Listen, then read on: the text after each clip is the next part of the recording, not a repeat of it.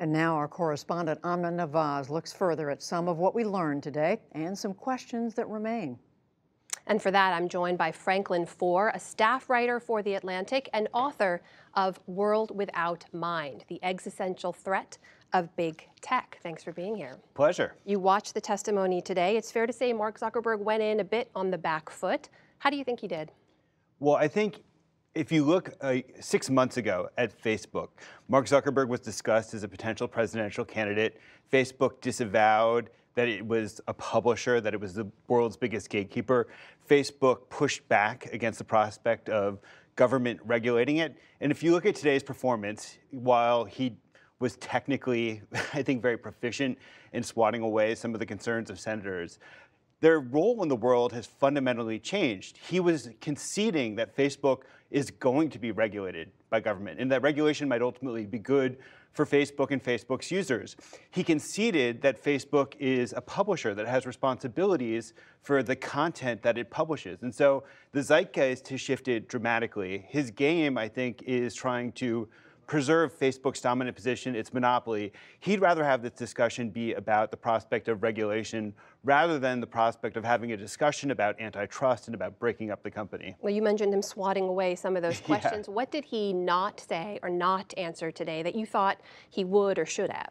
Well, look, he was disavowing Facebook's role in collecting people's data. He portrayed Facebook as being a system where people were making all sorts of conscious choices to have their data collected by Facebook. And so I think that he was being fairly disingenuous. There was a question that you just showed where he was saying that Facebook, he doesn't know whether Facebook tracks you across all their devices. Well, of course he knows that. And one of the issues that I think is really important that he didn't discuss is the role of manipulation in Facebook's system.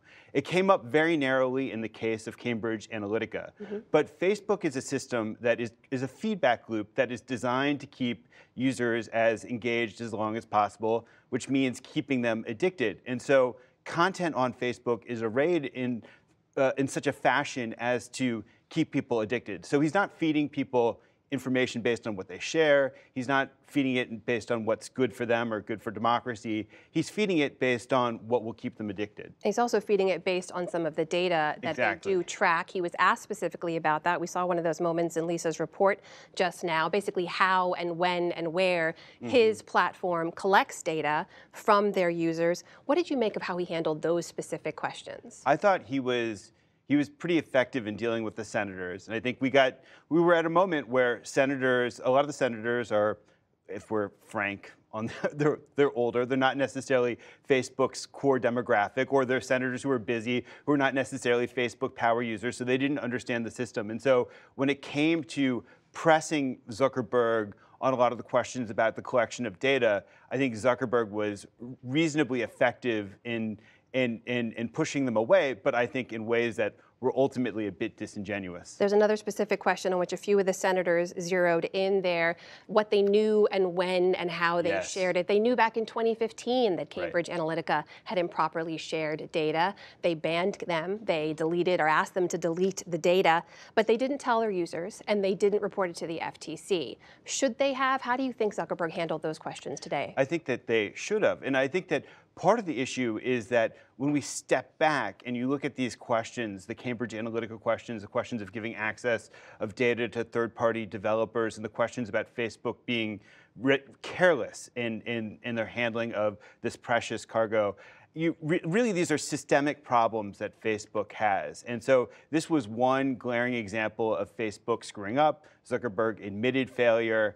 But really, it's part of a systemic failure. Well, along those same lines, there's an inherent business model tension, right? They're pledging to protect the data.